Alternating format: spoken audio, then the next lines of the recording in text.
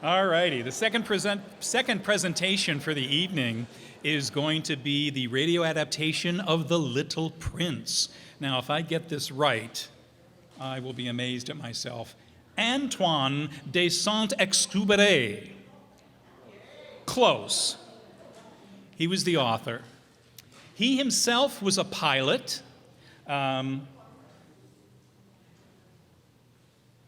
It says, I'm just reading some notes here. It says, despite his disappointing rejection from the Naval Academy in 1921, he was given the opportunity to realize his dreams of flying during his compulsory service in the military.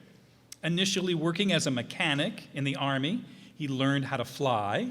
He became a pilot in the Air Force, and the following year, based in North Africa. Well, how similar. The pilot in The Little Prince crashes in the Sahara. Well, there you go. So it might even be autobiographical. Again, The Little Prince, the story itself was written in 1943, and it says, it's a simple tale.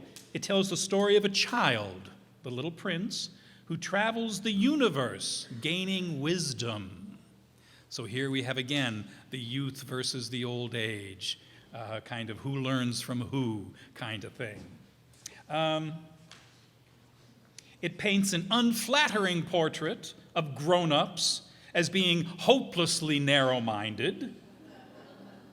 In contrast, the children come to wisdom through open-mindedness and a willingness to explore the world around them and within themselves. The main theme, according to this, is expressed in the secret that the fox tells the little prince, where the fox says, it is only with the heart that one can see rightly. What is essential is invisible to the eye. Ooh. That's one of my favorite quotes. That's deep. So, we're going to get started. In English, the radio adaptation of The Little Prince from B612.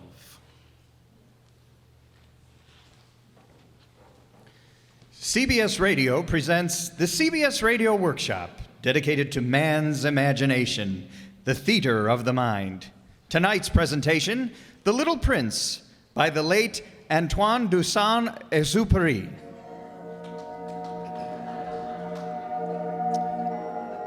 Years ago, I had an accident with my airplane in the desert of Sahara. Something was broken in my engine. Being alone, I set myself to attempt the difficult repairs. It was a question of life or death. I had only enough drinking water to last about a week. The first night, I went to sleep on the sand 1,000 miles from any human habitation. You can imagine my amazement when at sunrise, I was awakened by an odd little voice. If you please, draw me a sheep. What? Draw me a sheep. I jumped to my feet, completely thunderstruck. I saw a most extraordinary small person who stood examining me with great seriousness. He seemed neither to be fainting from fatigue or hunger or thirst or fear. When I was able to speak, I said, "What are you doing here?" If you please, draw me a sheep. I don't know how to draw. That doesn't matter. Draw me a sheep. When I was only 6, I had drawn a picture of a boa constrictor from the outside digesting an elephant. The grown-ups couldn't understand it. They told me it looked like a hat. They advised me to lay aside my drawing and devote myself to geography, history, arithmetic, and grammar. I did, because it's tiresome for children to be always and forever explaining things to them. Would you please draw me a sheep? The little fellow was so insistent. I took out my pen and some paper. Since I had never drawn a sheep, I drew for him my picture of the boa constrictor that looked like a hat. No, no, no. I do not want an elephant inside a boa constrictor. A boa constrictor is very dangerous, and an elephant is cumbersome. Where I live, everything is very small. What I need is a sheep. Please draw me one. I made several attempts. Then, being in a hurry to start working on my engine, I tossed off a drawing of a box that had some air holes in it and explained that the sheep was inside. That is exactly the way I wanted it. Do you think the sheep will require a great deal of grass? There will surely be enough. It's a very small sheep I've given you. Oh, not so small. Look through the air hole. My sheep has gone to sleep. It took me a long time to learn where he came from. It was only from words dropped by chance that little by little everything was revealed to me. I learned, for example, that the little prince came from another planet, and that his planet was scarcely larger than a house. I should remind the grown-ups that in addition to the great planets, there are hundreds of others, some too small to be seen through telescopes, called asteroids, which are designated by numbers. The planet the little prince came from was asteroid B612. As each day passed, I would learn more about the little prince's planet. On the third day, I heard about the catastrophe of the baobabs. Isn't it true that sheep eat little bushes? Yes, that's true. Then it follows they also eat baobabs. Baobabs? But it would take a herd of elephants to eat anything as gigantic as a baobab. Before they grow so big, don't baobabs start out by being little? Entirely correct, but why do you want the sheep to eat the little baobabs? I know a planet inhabited by a lazy man. He neglected 3 little bushes. And what happened? Catastrophe! The baobabs spread over the entire planet, bored clear through it with their roots, split it in pieces. So, you must be careful. It is a question of discipline. I must attend to my planet each morning as I do myself. It's tedious. I need the sheep. On the 5th day, thanks to the sheep, the secret of the little prince's life was revealed to me. If a sheep eats little bushes, does it eat flowers? A sheep eats anything it finds in its reach. Even flowers that have thorns? Yes, even flowers that have thorns. The thorns. What use are they? Don't you ever let go of a question once you've asked it? Can't you see I'm busy fixing my plane? There's so little drinking water left, I must finish the repairs. But you haven't answered my question. All right. The thorns are of no use at all. Flowers have thorns just for spite. Oh, I don't believe you. Flowers are weak creatures. They are naive. They reassure themselves as best they can. They believe their thorns are terrible weapons. And you actually believe that the flowers No. I don't believe anything. I answered you the first thing that came into my head. Now, don't you see I'm very busy with matters of consequence? Matters of consequence? You talk just like the grown-ups. The flowers have been growing thorns for millions of years. And for millions of years, the sheep have been eating them just the same. It is not a matter of consequence to try to understand why the flowers go to so much trouble to grow thorns which are never of any use to them. Now, just a moment. Or if I knew one flower which is unique in the universe, which grows nowhere but on my planet, which one little sheep can destroy in a single bite some morning without even noticing what he's doing. You think that is not important? I'm sorry. I didn't realize. Now the flower you love is not in danger. I'll draw you a muzzle for your sheep. I'll draw you a railing to put around your flower. I didn't know what else to say to him. Night had fallen. I had let my tools drop from my hand. Of what moment now was my hammer or thirst or death? There was a little prince to be comforted. I felt awkward and blundering. I didn't know how I could reach him. It's such a secret place, the land of tears. So that's why you left your tiny home on asteroid B612? It was love? Love for a flower unique in all the universe? Yes. First, I was captivated by her beauty. Very quickly, she began to torment me with her vanity. And soon, I came to doubt her. Was she the only flower on your planet? Oh, no, but the others are very simple. They take up no room, cause not one bit of trouble. Your flower was different. Very. She came from a seed blown to my planet from who knows where.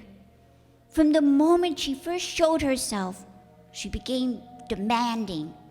She commanded all my time, even the time that I'd always devoted to the baobabs and my volcanoes.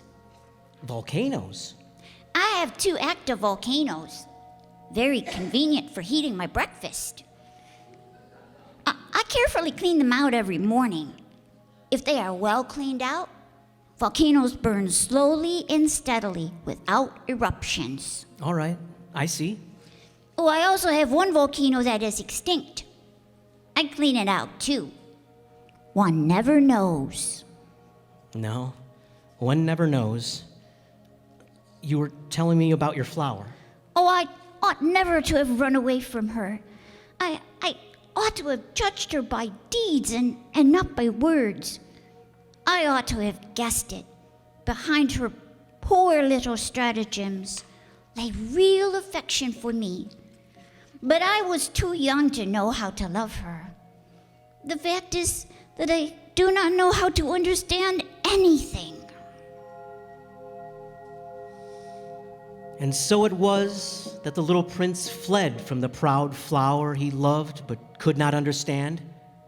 To escape from his planet, the little prince took advantage of the migration of a flock of wild birds.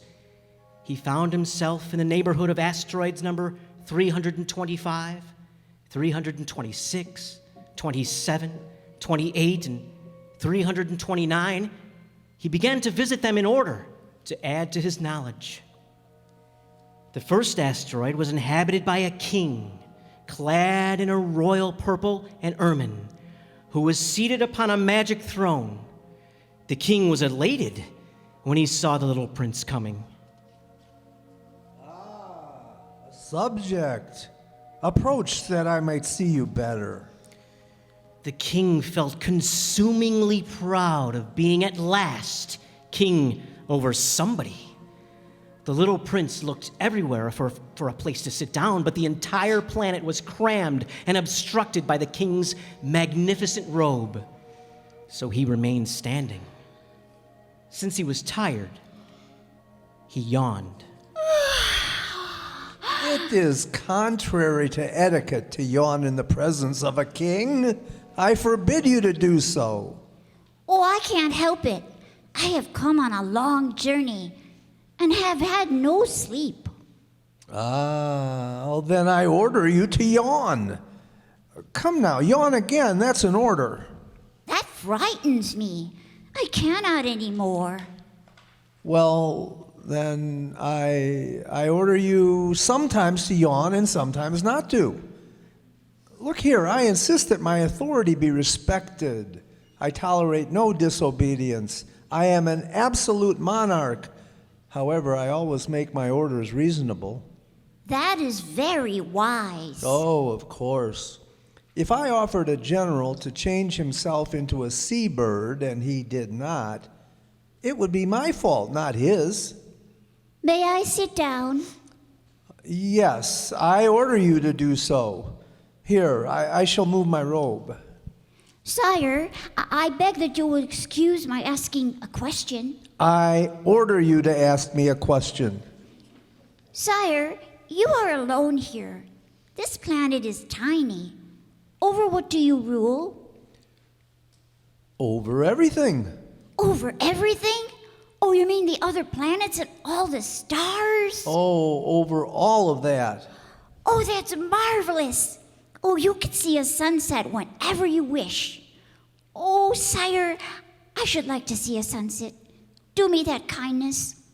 Order the sun to set.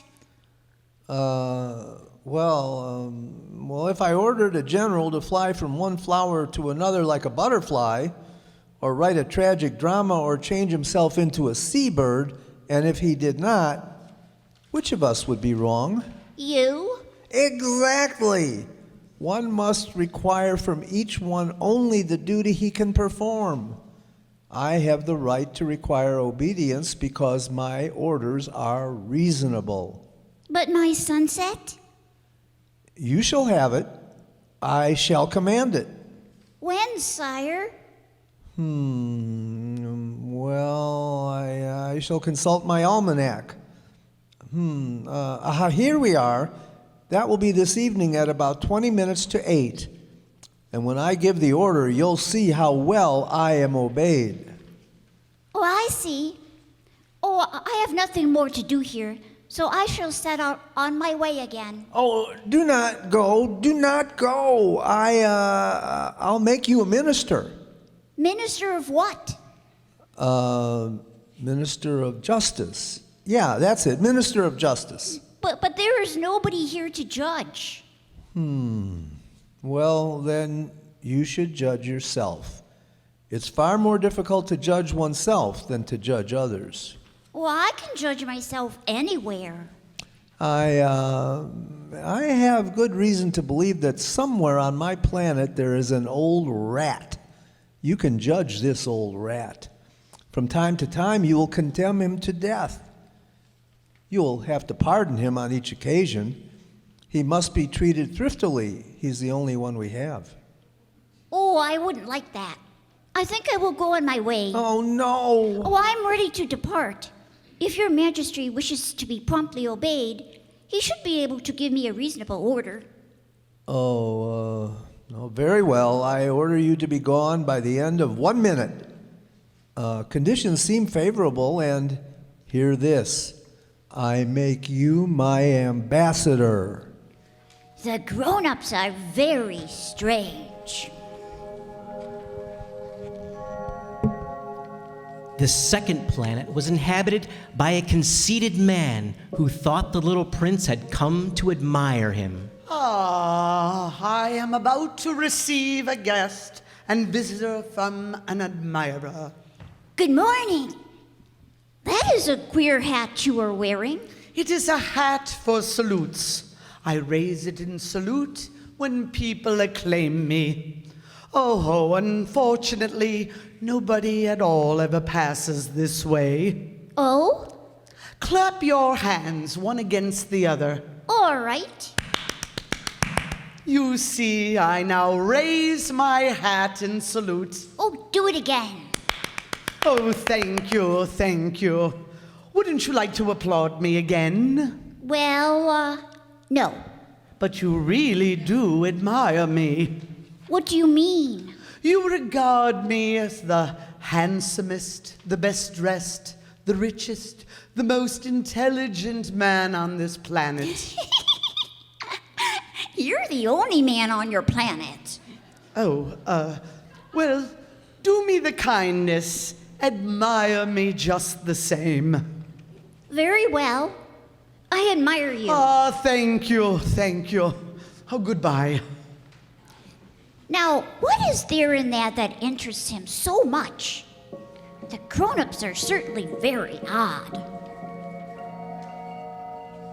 The third planet belonged to a businessman. This man was so much occupied that he did not even raise his head at the little prince's arrival. 3 and 2 make 5. 5 and 2 make Good 7. morning. Yeah, good morning. 15 and 7 make 22. Your cigarette has gone out. I haven't had time to light it again.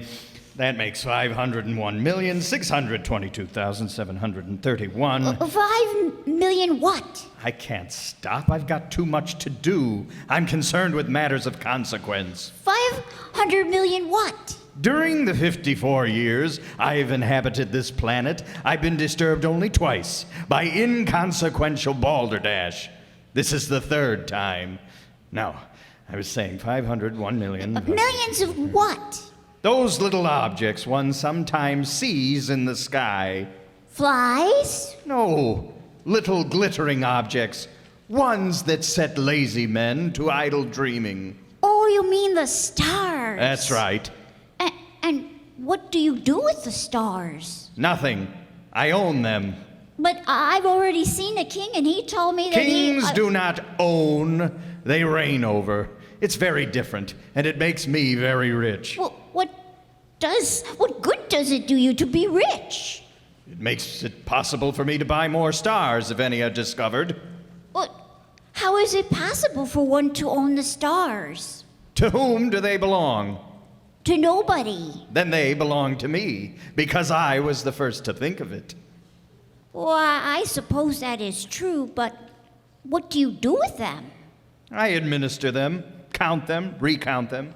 It's difficult, but I am a man who is interested in matters of consequence. You cannot pluck the stars from heaven. No, but I can put them into the bank.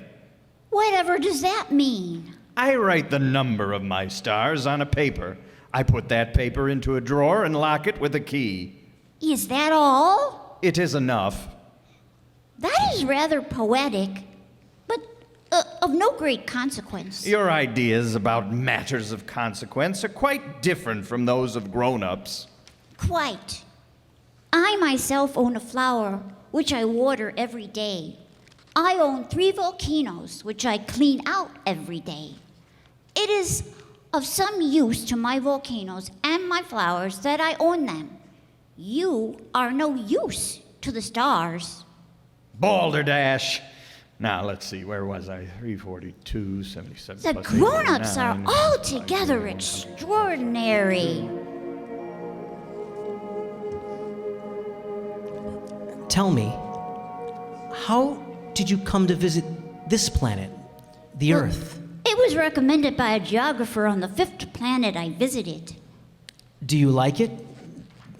Do you intend to stay? It has been almost a year since I left my home, my flower, my volcanoes. I'm worried.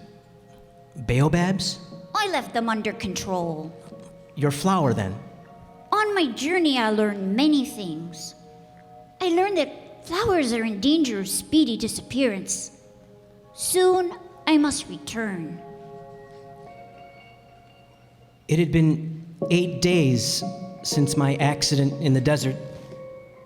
The last drop of my water supply was gone. The little prince seemed not to guess the danger. A little sunshine was all he seemed to need. He was recounting some of his experiences after coming to our planet. I met a friend.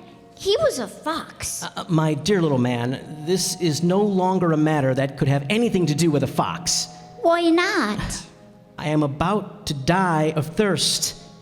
Well, I'll tell you about it as we go then. Come, let us look for a well. It is absurd to look for a well at random in the immensity of the desert. When arrived on the earth, I was surprised not to see any people. It was explained to me that I had landed on the desert. Your friend the fox told you this? No, it was a little gold-colored snake. A funny little animal, no thicker than a finger. A little yellow snake, but they're deadly. Not deadly, but more powerful than the finger of a king. He could have struck you fatally. He told me he could help me someday. If I grew too homesick for my planet, he told me all I need to do is to come back to the place where I descended. He would meet me there. Are you so homesick then? It's very close to the anniversary of my arrival. At that time, my planet will be right overhead. I shall be unhappy if you go. That is what the fox said. It was his fault. He wanted me to tame him. Tame him? It was when I wandered into a garden filled with flowers. There were thousands of them, precisely alike. They called themselves roses. I was broken-hearted. Because of the roses? They were all exactly like my flower. A flower I thought to be unique in all the universe. Oh, Oh, the fox made me understand. To have hope again. He wanted me to tame him because it would establish ties and make him different from all the other foxes. I'm beginning to understand. I looked again at the roses. They were beautiful, but one would not die for them. My rose is more important than all the others because it is she that I have watered. It is she I have put under a glass globe and sheltered from the wind behind a screen. Listened to when she grumbled or boasted. She is my rose. And your friend, the fox? When I met him, he was as yet nothing, just a fox, like thousands of other foxes. But I have made him my friend, and now he is unique in all the world. You have learned a secret, a simple secret. It's only with the heart that one can see rightly. What is essential is invisible to the eye. Men have forgotten that you become responsible forever for what you obtained. I am responsible for my rose. When we had trudged along for several hours in silence, the darkness fell and the stars came out. The little prince dropped off to sleep. I took him in my arms and set out walking once more. I felt the need of protecting him, as if he himself was a flame that might be extinguished by a little puff of wind. I walked on. I found the well at daybreak. Now you must keep your promise, you know. The muzzle for my sheep. I remember. I'm afraid it's not very good. Oh, this will be all right. You have plans I don't know about? Tomorrow will be the anniversary of my descent to the earth. And your star will be just above? You must return to your work on your engine now.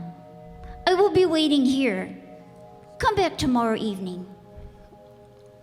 I'm a little frightened. Remember the fox. One runs the risk of weeping a little if one lets himself be tamed. I was not reassured.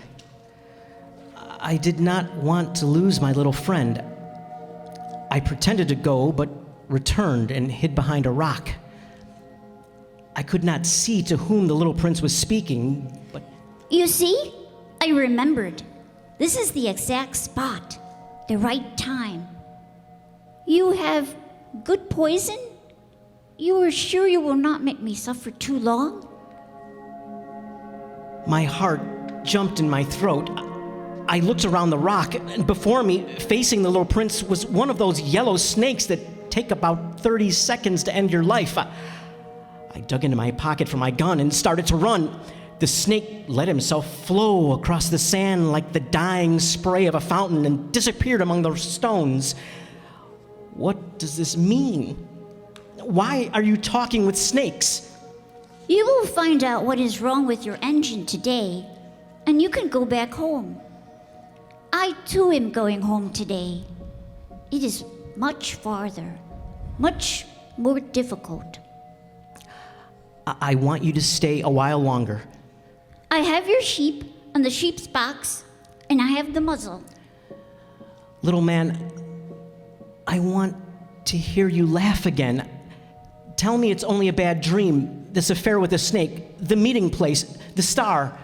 At night, you will look up at the stars. My star will be just one of the stars for you. You will love to watch all the stars in the heaven. They will be your friends. I am making you a present. Little prince, dear little prince, I love to hear that laughter. That is my present. Just that. What are you trying to say? For most people, the stars are silent. You alone will have the stars, as no one else has them. I don't understand. In one of the stars, I shall be living. In one of them, I shall be laughing. And it will be as if all the stars were laughing when you look at the night sky. And only you will have the stars that can laugh. And I too shall look at the stars. And they will all be wells with a rusty pulley. He will have 500 million little bells. And I shall have 500 million springs of fresh water. Now, let me go by myself. You're afraid, little friend? I am responsible for my flower. She's so weak, so naive. She has 4 thorns of no use at all. Don't go. Please, don't go. I seemed unable to move. The little prince hesitated, took one step. There was nothing there but a flash of yellow close to his ankle. He remained motionless for an instant. He did not cry out. He fell gently as a tree falls. There wasn't even any sound because of the sand.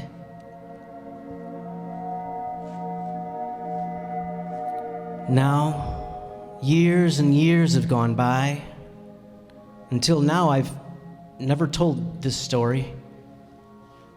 My sorrow is comforted a little, not entirely, but I know he did go back to his planet. His body was not there at daybreak.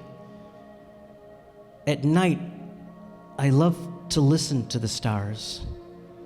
It's like 500 million little bells. But there is one extraordinary thing. When I drew the muzzle for the little prince, I forgot to add the leather strap to it. He would never have been able to fasten it on his sheep. So now I keep wondering what's happening on his planet. Perhaps the sheep has eaten the flower and the little bells are changed to tears. Here then is a great mystery.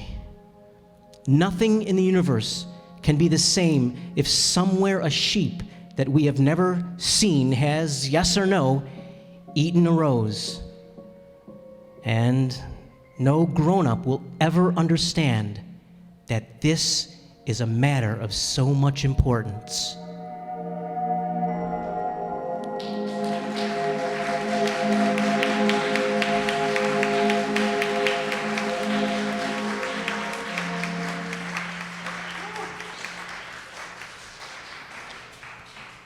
That was a good story. During rehearsals, we talked about possible interpretations of what this means. And we came up with a few possibilities.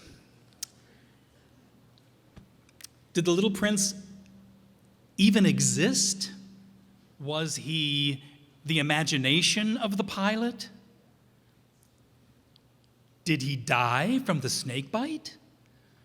Did he really go back to his planet? He says his body was not there. Or could the snake have then eaten him? And he looked like the picture of the snake with the elephant in it that looked like a hat? all kinds of different interpretations. Even to today, people kind of battle back and forth with the meaning of what this is all about. But that's what makes a story so great. When you can tell it over and over again, you can get different interpretations of it. So, anyway, let's introduce our cast. Okay, this time I have to look. All right, here we go. All right. As our businessman and the narrator, a little bit in the beginning, Mr. Jacob Palka.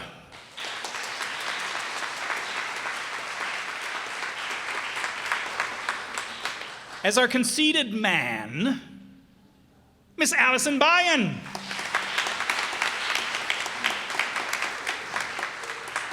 As the king who wants to rule over everything, Mr. Jay Summerfield.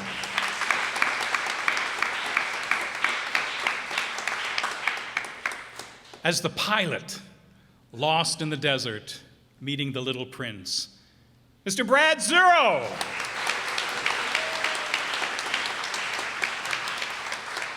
And as that precious little boy, that little prince, who could be in our imagination or could be a real little kid,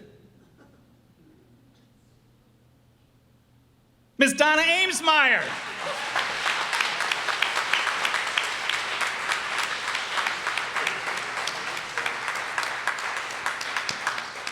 Thank you very much for coming tonight. I just want to introduce our director for next month, Allison Byen. They love me, the conceited man. Alrighty, everybody, we've got a really fun April planned. I am going to be 99.9999% because I don't want to promise it in case something happens. But we are going to have a special guest actor with us next month. And it is Carl Amari, who does Hollywood 360 WIND on Saturdays from 8 to 12 with Lisa Wolf, old-time radio shows. And he also does WGN Radio Theater on Sunday nights from 7 to 9. So he has agreed to come out and be one of my actors for our shows. So very excited about that, so come on out. Wait. He has the biggest collection of he bought rights to all of these different shows. And he's got a book out, The Top 100 Classical Radio Shows. Excellent book, and I know some of you have had it because due to you guys showing me it is how I got it. And maybe if you have the book and you want to bring it, maybe he'll autograph it for you. And I'm also going to tell him to throw some books, bring some books with him. So if you're interested, super cool book. If you want to see it at the end, you can. Okay, so now the shows we are going to do. I let him pick the first one. We are going to do a suspense on a country road. About a killer on the loose. Never take the shortcut when you're low on gas. Warning to you all. And then we're going to end with a comedy, a Phil Harris and Alice Faye show, Cadillac in the Pool. And it's very funny. So I'm hoping that you guys will all come. Next, what is the dates on it? Do we have the 25th? April 25th. Write it on your calendars. Come here, be here, and we'll have a great program for you. Again, thank you so much. Real quick, did we thank John Gelsomino and Lorenzo Cordoba, our sound and videographer? And again, Patrick Deering for our sound effects. He's going to be doing my sound next week, too. So we're going to put him to work again. Thank you all for coming. And, another thing. If any of you are interested, and I'm not demanding it, but I'm kind of eagerly telling you, you better pick one up. You're going to see some flyers on that table. It is called Vanya, Sonia, Masha, and Spike. Patrick and myself are in the show. Patrick is starring in it. I am right there with him. We've got also Ashley in the back, who also does some of our sound engineer. She is involved in the show.